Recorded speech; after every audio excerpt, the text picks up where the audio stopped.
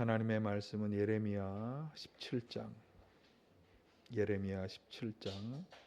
5절에서 10절까지 말씀입니다.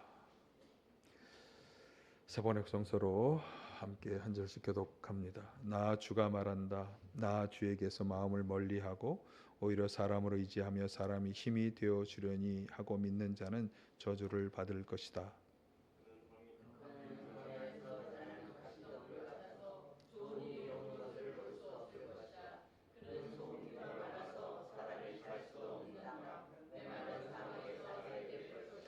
그러나 주님을 믿고 의지하는 사람은 복을 받을 것이다.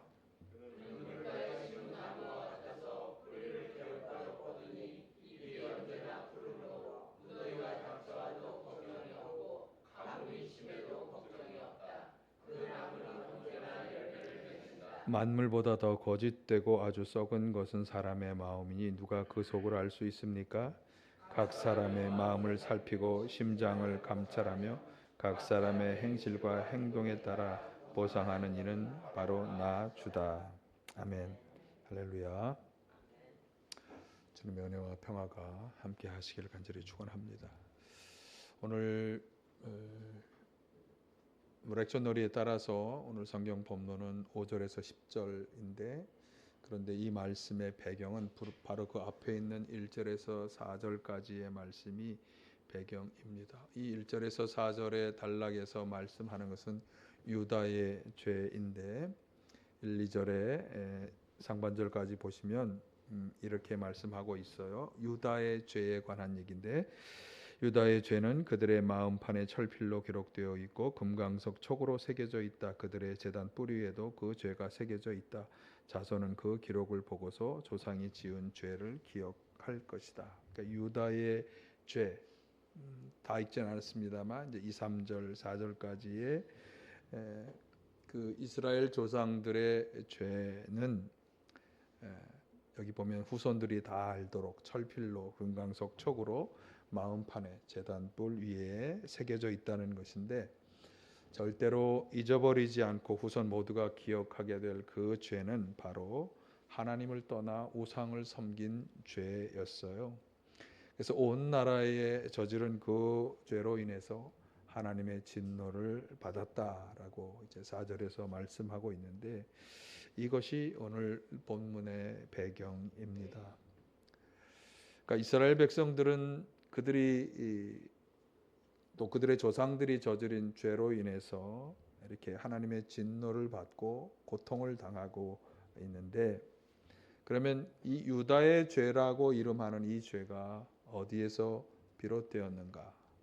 그리고 이러한 죄를 되풀이하지 않고 저주가 아니라 하나님의 축복 속에 살기 위해서 요청되는 것은 무엇인가 하는 것을 오늘 본문이 잘 말씀해 주고 있고요. 이것은 이스라엘 백성만이 아니라 오늘날 저주가 아니라 하나님의 축복 속에 살기 원하는 모든 백성들이 모든 하나님의 자녀들이 다 기억해야 할 그런 말씀입니다. 우리 모두가 다 오늘 이 점을 생각하시면서 본문을 통해서 함께 그 점을 나누도록 하겠습니다. 5절 말씀이 가장 핵심적인 주제를 먼저 이야기하고 있다 이렇게 생각이 되는데 물론 5절과 7절이에요. 부정적인 얘기가 먼저 나오고 그리고 그러니까 이제 긍정적인 이것을 해야 한다 이런 말씀인데 자 먼저 한번 5절을 보실까요? 나 주가 말한다. 나 주에게서 마음을 멀리하고 오히려 사람을 의지하며 사람이 힘이 되어주려니 하고 믿는 자는 저주를 받을 것이다. 하나님을 멀리하고 사람을 의지하고 사람이 힘이 되어주기를 믿는 그런 사람이 바로 저주를 받는 사람이라고 그렇게 말씀하고 있습니다. 사실 우리는 인생을 살아가면서 여러 방면의 사람들과 관계를 맺고 일정 부분 그래서 서로 믿고 의지하며 살아가는 것이 너무나 당연하다고 생각하며 살아가는데 그런데 그렇게 당연하다고 생각하는 것이 오늘 성경 본문 말씀에 의하면 그렇지 않다. 오히려 그것은 저주를 받는 길이라고 말씀하고 있어요. 자, 그 이유가 9절에 이렇게 말씀합니다. 보실까요? 만물보다 더 거짓되고 아주 썩은 것은 사람의 마음이니 누가 그 속을 알 수 사람의 마음은 만물보다, 그러니까 만물 중에서 가장 거짓되고 썩은 것이다. 그리고 아무도 그 속을 알 수 없다. 그러니까 이런 마음을 가진 사람을 의지하는 것은 절대로 복받을 사람이 하는 일이 아니다 라고 하는 거죠. 그래서 그런 사람을 믿고 의지하는 것은 어리석은 일, 저주를 받는 일이라고 말씀합니다.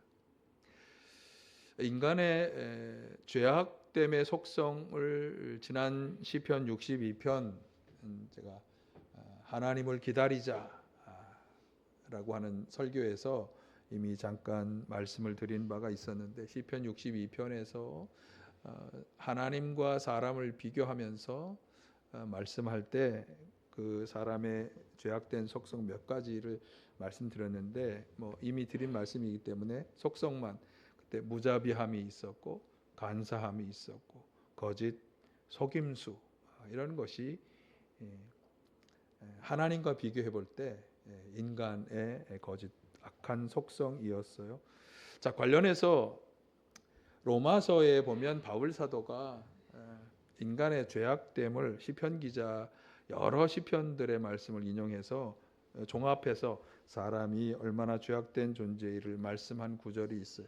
로마서 3장 10절에서 18절 한번 같이 보실까요? 의인은 없다, 하나도 없다. 깨닫는 사람도 없고 하나님을 찾는 사람도 없다. 모두가 곁길로 빠져서 쓸모가 없게 되었다. 선한 일을 하는 사람은 없다, 한 사람도 없다. 그들의 목구멍은 열린 무덤이다. 혀는 사람을 속인다. 입술에는 독사의 독이 있다. 입에는 저주와 독설이 가득 찼다. 발은 피를 흘리는 일에 빠르며 그들이 가는 길에는 파멸과 비참함이 있다. 그들은 평화의 길을 알지 못한다. 그들의 눈에는 하나님을 두려워하는 빛이 없다. 아니 목사님 사람이 전부 다 이렇겠습니까? 라고 이야기할 수 있습니다만, 저도 사실은 함께 살아가는 사람들에 대한 이런 성경 말씀들이 굉장히 불편하기는 합니다. 그러나 또 냉정하게 말해서 우리는 다 이런 악한 부분들을 가지고 있다라고 하는 것이고, 우리는 그런 사람들과 함께 나도 그런 사람이 되면서 살아가고 있는 것이 사실입니다. 그래서 이 성경 말씀이 이제 좀 더 다가오게 되죠. 이런 악한 사람을 의지하는 것이 당연한 것일까? 그러니까 우리의 시각보다는 하나님의 시각에서, 그러니 사람을 의지하려 하지 말라, 이런 권면의 말씀으로 들을 수 있겠습니다. 특별히 9절에 나오는 마지막 말씀처럼 사람의 속마음을 알 수가 없다. 우리가 볼 때는 참 괜찮은 사람인 것 같은데, 믿고 신뢰할 만한 사람인 것 같은데, 그런데 성경은 하나님이 보실 때 10절에 모든 것을 다 살피고 감찰하시는 하나님이 보실 때 사람은 믿고 신뢰하고 의지할 만한 존재가 되지 못한다. 그러니 그렇게 하려고 하지 마라. 자, 그러면서 말씀하는 것이, 이런 사람들, 이렇게 악한 사람들을 의지하며 살아가는 사람들이 어떤 상황에 처할 거냐? 앞에서 저주를 받을 거다 그랬으니까 어떤 저주의 상황이겠죠. 5절 하반절의 6절을 다시 한번 같이 보실까요? 오히려 사람을 의지하며 사람이 힘이 되어 주려니 하고 믿는 자는 저주를 받을 것이다. 그는 황야에서 자라는 가시덤불 같아서 좋은 일이 오는 것을 볼 수 없을 것이다. 그는 소금기가 많아서 살 수 없는 땅, 메마른 사막에서 살게 될 것이다. 사람을 의지하며 믿는 자들이 받는 저주는 어떤 거냐? 황야에서 자라는 가시덤불 같고 소금기가 많아서 사람이 살 수 없는 메마른 사막에 사는 사람과 같게 될 것이다. 여기 가시덤불과 메마른 사막, 혹시 여러분 가시덤불이 많은 시골집에 살 수 있을까요? 소금기가 너무 많아서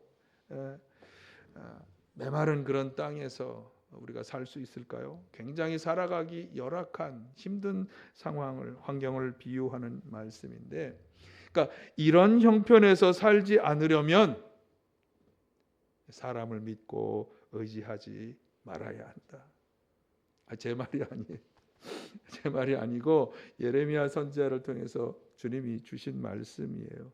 자, 그런데 이런 부정적인 말을 먼저 하는 이유는 바로 7절의 말씀을 더욱 확실하게 강조하기 위한 거죠. 자, 7절 시작. 그러나 주님을 믿고 의지하는 사람은 복을 받을 것이다. 그러니 앞에 있는 말씀을 전적으로 혹시 동의를 못한다 할지라도 그렇기 때문에 주신 이 7절의 말씀, 그러니 천지 만물을 창조하신 창조주 하나님을 믿고 의지하며 살아가는 사람이 되어야 한다. 그런 사람이 복을 받을 것이다. 사람을 의지하려 하지 말고 하나님만을 믿고 신뢰하고 의지하며 살아가라고 하는 권고의 말씀이에요. 맥락은 좀 다르지만 유사하게 사람을 의지하지 말 것을 강조하는 시편 구절이 있어서 제가 이것도 소개해 드립니다. 시편 146편 3절에서 5절에 한번 보실까요? 시작. 너희는 힘 있는 고관을 의지하지 말며 구원할 능력이 없는 사람을 의지하지 말아라. 사람은 순 한 번 끊어지면 흙으로 돌아가니 그가 세운 모든 계획이 바로 그날로 다 사라지고 만다. 야곱의 하나님을 자기의 도움으로 삼고 자기의 하나님이신 주님께 희망을 거는 사람이 복이 있다. 사실 결론과 그 앞에 서론이 같아요. 그렇죠? 사람을 의지하지 마라. 하나님만을 도움으로 삼고 희망을 걸라. 오늘 예레미야 본문에서 사람을 의지 말아야 하는 이유가 무엇이었죠? 앞에 인간의 악함, 죄악됨이었는데, 그런데 지금 방금 읽은 20편 9절에서 사람을 의지하지 말라고 하는 이유는 인간의 연약함이에요. 연약함. 거기 구체적으로 뭐라 그랬죠? 사람은 구원할 능력이 없고 수만 번 끊어지면 흙으로 돌아가는 피조물에 불과하다. 그러니까 사람은 죄악된 존재인데다가 창조주 하나님과 비교하면 너무나 연약한, 그렇죠? 여러분 요즘 그렇게 연약한 걸 느낄 수가 없죠. 살면서 왜 내가 이렇게 이 정도밖에 안 되는지, 도대체 우리의 도움은 어디서 오는지, 어디서 온다고요? 하나님에게서만 온다. 그러니 하나님을 믿고 의지하며 살아가는 사람이 복이 있다라고 말씀하는 것입니다. 시편 146편의 말씀을 다 제가 읽지는 않았지만 그렇게 하나님을 의지하는 자, 하나님께 도움과 희망을 거는 사람이 복이 있다고 하면서 어떤 복을 받을 거냐라고 하는 것이 좀 상세히 나와 있는데, 간단하게 말씀을 드리면 일단 하나님은 천지 만물의 창조주로서 영원히 신의를 지키시는 분이라고 하면서 영원히 어떻게 일하실 것이냐, 억눌린 사람, 굶주린 사람, 죄수, 눈먼 사람, 낮은 곳에 있는 사람, 이런 사람들에게 먹을 것을 주고 그리고 풀어주고 이렇게 세워주는 그런 도움의 손길을 영원히 베푸신다. 그런 복을 받는다라고 하는 거예요. 아이 목사님, 저는 뭐 도움이 별로 필요 없어, 잘 먹고 잘 살고 있습니다 라는 사람은 좀 해당이 안 될지 모르겠지만, 그러나 인생의 괴로움과 힘들고 어려움을 겪는 모든 분들은 사실 이 말씀이 얼마나 복된 말씀인지, 그런 복을 받으실 수 있도록 하나님만을 믿고 의지하며 살아가시길 간절히 축원합니다.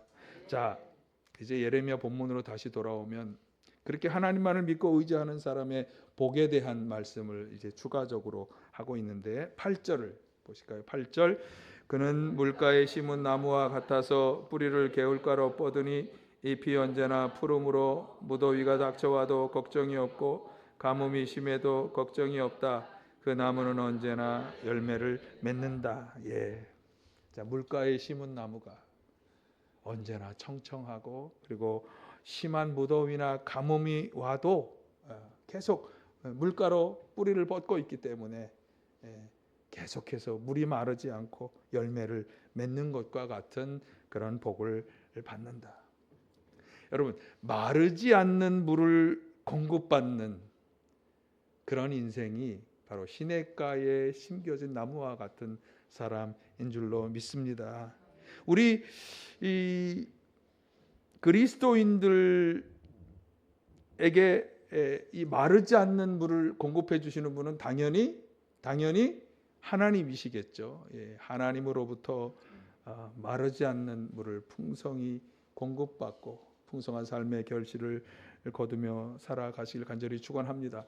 자, 이 말씀과 사실은 뭐 거의 동일한 고백인데 같은 고백을 오늘 우리가 찬양으로도 아까 보았는데 시편 1편 3절에서 말씀한 걸 한번 제가 다시 한번 소개해 드릴게요. 보실까요?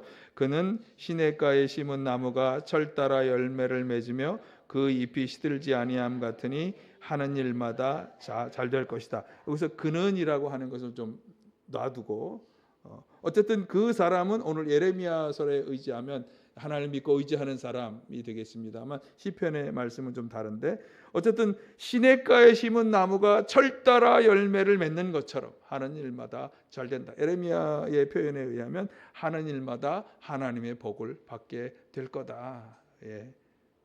자, 그런데 그 사람이 누구냐? 1, 2절을 한번 보실까요? 1, 2절 복 있는 사람은 악인의 꾀를 따르지 아니하며 죄인의 길에 서지 아니하며 오만한 자의 자리에 앉지 아니하며 오로지 주님의 율법을 즐거워하며 밤낮으로 율법을 묵상하는 사람. 악인, 죄인, 오만한 자들과 함께하거나 그 꾀를 따르지 아니하고 오직 주님의 율법, 주님의 말씀을 밤낮으로 즐거워 묵상하는 사람. 그렇게 주님의 율법을 즐거워하고 묵상하는 사람이 시냇가에 심은 나무와 같은 복을 받는 것입니다. 자, 그러면 누가 주님의 율법을 그렇게 늘 즐거워하고 묵상하는 사람일까요? 오늘 예레미야 본문의 표현과 연결해 보자면 하나님만을 믿고 의지하는 사람은 그렇게 말씀을 늘 묵상하고 그 말씀을 즐거워하며 그 말씀에 따라 살아간다고 하는 거죠. 여러분, 이것이 바로 하나님이라고 하는 그분으로부터 끊어지지 않는 물을 공급받는 아주 중요한 방법인 줄로 믿습니다. 그러니까 말씀을 늘 묵상하고 살아갈 때 사실은 그 우리의 뿌리가 하나님께로 뻗쳐가고 있는 거죠. 그러니까 물은 늘 있어. 물 옆에 나무처럼 나도 심겨져 있어. 하나님. 그런데 그 물이 들어올 수 있도록 뿌리를 좀 뻗쳐야 되는데 뿌리가 딴 데로 뻗어가는 분들이 종종 있어요. 주일날 교회 와서 예배는 잘 드린 것 같은데 주중에는 말씀을 보지 않는 사람이 그런 사람이. 여러분, 항상 말씀과 가까이 하며 살아가시기를 바라요. 하나님으로부터 그분이 주시는 것을 받는 중요한 통로가 말씀을 읽고 묵상하는 삶인 줄 믿습니다. 신앙생활이란 그래서 그런 삶인 거예요. 가끔 제가 의심스러운 분이 계세요. 교회에 성경이 있고 집에는 성경이 없는 분. 도대체 그러면 어떻게 되는 거죠? 교회 와서는 성경을 읽는데 집에서는 안 읽는 건 도대체 뭔가요? 말씀을 늘 읽고 묵상하는 사람이 되시기를 간절히 축원합니다. 나무가 시냇가에 심겨졌다는 말은 아까 말씀드린 것처럼 물을 늘 풍족하게 공급받는 거예요. 그러니까 어떤 경우에도 물이 끊어지지 않는, 여기 심한 무더위가 와도 가뭄이 와도 걱정이 없다는 것은 그 가뭄에 우리 인생의 어떤 위기의 순간이 다가와도 늘 하나님이 주시는 그 물은 공급될 거라고 하는 거예요. 하나님이 주시는 그 물이 뭐죠? 우리는 그걸 생명수라고 말씀하죠. 생명수. 시냇가에 심은 나무와 같은 사람이 그러니까 생명의 근원이신 하나님으로부터 생명수를 늘 공급받는 사람을 가리키는 말이에요. 여러분, 여러분의 인생에 끊어지지 않는 생명수를 늘 공급받으실 수 있기를 간절히 축원합니다. 그런 사람이 생명의 열매를 풍성히 맺는 것이죠. 생명의 근원 되신 하나님께 뿌리를 박으셔서 끊어지지 않는 생명수를 늘 공급받으시기를 바라고요. 말씀을 묵상하셔서 그 뿌리를 뻗치시기를 바라요. 시냇가에 심은 나무는 나무인데 뿌리가 딴 데로 뻗치지 않기를 간절히 축원합니다. 자, 그런데 이제 아주 중대한 의문이 제기됩니다. 시냇가에 심은 나무처럼 언제나 하나님을 의지하며 살아가는 인생인데, 그래서 지금 앞에서 말한 것처럼 그런 사람은 늘 복을 받아서 많은 열매를 맺는다 라고 말씀하는데, 실제로 그렇게 말씀처럼 축복을 받으며 살아가는 사람도 있지만, 또 어떤 분들은 그렇지 않은 것처럼 보이는 분들, 하나님을 믿고 의지하며 살아간다고 하는데 여전히 힘들고 어렵게 살아가는 사람들도 많이 있다고 하는 거죠. 또 반대의 경우도, 하나님을 믿고 의지하지 않는 사람은 황야 혹은 소금기 많은 메마른 땅에 사는 사람처럼 좋은 일이 오는 것을 볼 수 없다고 말씀했는데, 실제로는 그런 사람들이 여전히 잘 먹고 잘 사는 경우를 우리가 본다고 하는 것입니다. 그런 경우가 생각보다 또 많이 있어요. 그게 우리에게 도전이고 우리의 생각의 문제입니다. 자, 그러면 세상 사람들이 볼 때는 그렇게 볼 수 있는 거예요. 우리의 생각을 세상 사람들의 기준과 잣대로 맞추어 놓고 하나님의 말씀과 하나님의 역사를 보면 그렇게 생각할 수 있어요. 그럼 하나님의 잣대로, 하나님의 기준에서 진짜 복된 사람이 어떤 인생인가? 하나님께서 주시는 늘 많은 열매를 맺으며 살아간다고 말씀하는 그 말씀의 진정한 하나님의 말씀의 의미가 무엇인가? 우리가 살아가는 길어야 100년뿐인 이 세상에서 이루어지는 삶을 마치 우리가 살아가는 인생의 전부인 것으로 생각하고 판단하면, 그러면 앞에서 얘기한 그 말씀들이 뭔가 이상하다고 생각할 수밖에 없습니다. 예수님께서 누가복음 6장 17절 이하에 보면 자신에게 찾아와서 질병을 고쳐달라고 하는 수많은 사람들을 다 고쳐주셨어요. 신적인 능력을 발휘하셔서 병자들을 다 고쳐주시고 나서, 그러고 나서 예수님이 참으로 복된 사람이 누구인가를 설명하셨어요.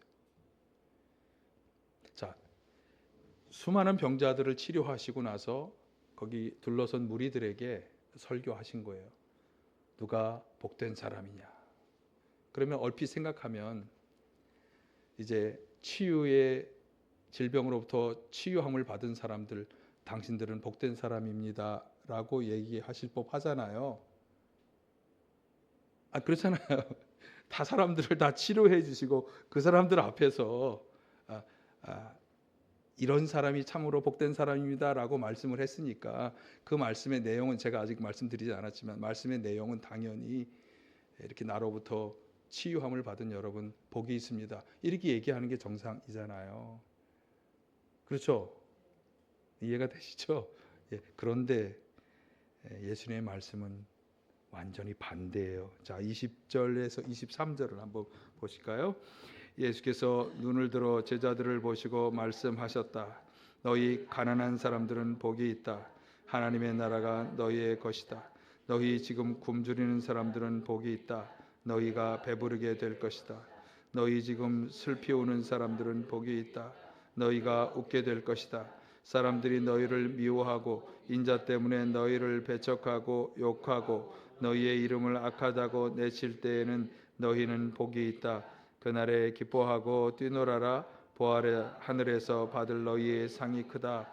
그들의 조상들이 예언자들에게 이와 같이 행하였다.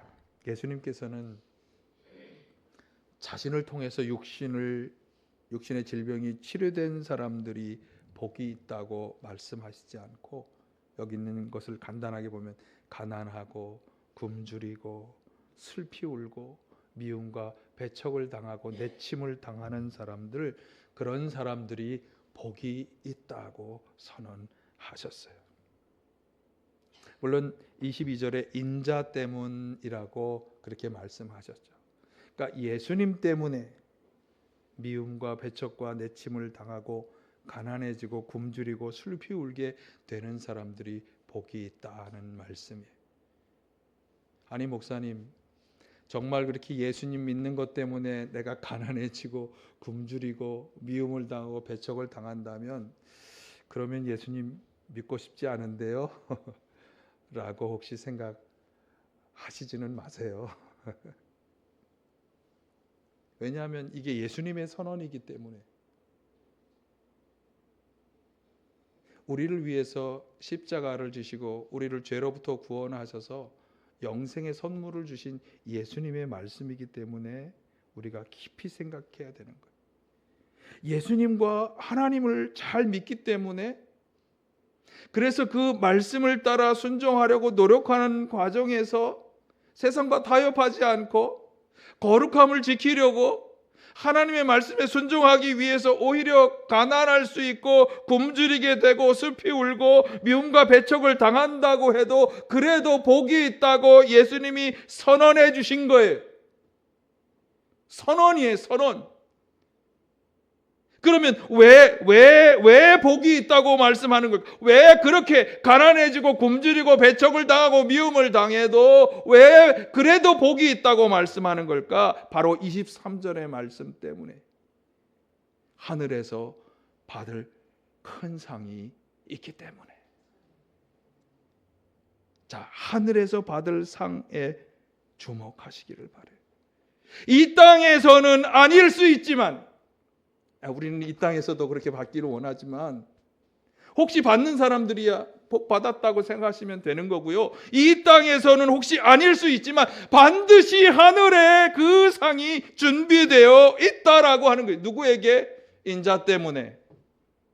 하나님을 잘 믿으려고, 예수님을 잘 믿으려고, 그 말씀대로 순종하려 살려고, 거룩하게 살려고, 주님의 복음을 전하라고 살려고 그렇게 굶주리고 가난하고 내침과 미움을 당해도 그래도 하늘에서는 반드시 하나님의 상이 준비되어 있다는 것이에요.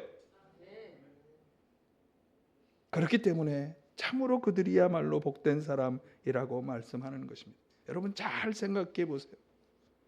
우리가 살아가는 이 땅에서의 세월은 길어야 100년. 길어야 100년. 100년의 역사가 참 엄청난 발전들을 이루었어요. 우리 인류의 역사, 우리가 BC, AD 전으로 나누어서 이렇게 AD로 보아도 이제 2025년, 그 중에 우리 한 사람이 이 세상을 살아가는 그 길이는 100년. 굉장히 짧잖아요. 그런데 성경은 우리가 하나님 나라에서, 우리 권사님 하나님 나라에서 살아가는 삶은 몇 년? 10년? 20년? 100년? 1000년? 영원하다고 말씀하잖아요. 여러분 100년과 영원을 한번 비교해 보세요. 아마도 이 세상 가운데 사람들과 열심히 교제하고 믿음과 신뢰를 쌓고 적당히 악하게 타협하고 살아가면 이 세상에서 비교적 복된 삶을 살아갈 수 있을지 몰라요. 비교적 즐거움과 쾌락을 누리며 살아갈 수 있을지 몰라요. 그러나 영혼과 비교해 보면 그것은 다 잠깐에 불과하지 않을까요? 그러니까 잠깐이 아니라 우리는 영혼을 택해야 되겠죠. 예? 그것이 하나님을 의지하고 살아가는 사람들이 받게 되는 복인 것입니다. 하늘의 상. 이것을 극명하게 우리에게 잘 보여주는 사건이 바로 예수님의 십자가 죽음과 부활 사건이에요. 아직 우리가 사순절과 부활절을 앞두고 있지만 미리 한번 생각해 본다면 바울 사도가 고린도전서 15장에서 이것을 아주 잘 설명했는데 나중에 한번 고린도전서 15장을 다시 읽어보시기를 바라고요. 예수님은 이 세상 사람들의 관점에서 보자면 실패한 분이에요. 그분은 사랑하자고 외쳤고 용서하자고 외쳤고 산상수훈에 의하면 뭐 한쪽 뺨을 때리면 다른 쪽 뺨도 대고 속옷을 달라고 하면 겉옷까지 벗어주고 오리를 가자고 하면 심리도 가고 원수를 사랑하라고 막 말씀하셨는데 그런데 무기력하게 십자가에서 죽으셨어요. 그래서 사람들의 관점에서 보면 그런 사랑과 용서와 나눔 이런 것이 다 무슨 소용이야. 죽음과 더불어 다 무기력하고 효험이 없는 것으로 보여졌어요. 그러나 그분은 죽음으로 끝나지 않으셨어요. 죽음은 예수님을 집어삼키지 못했어요.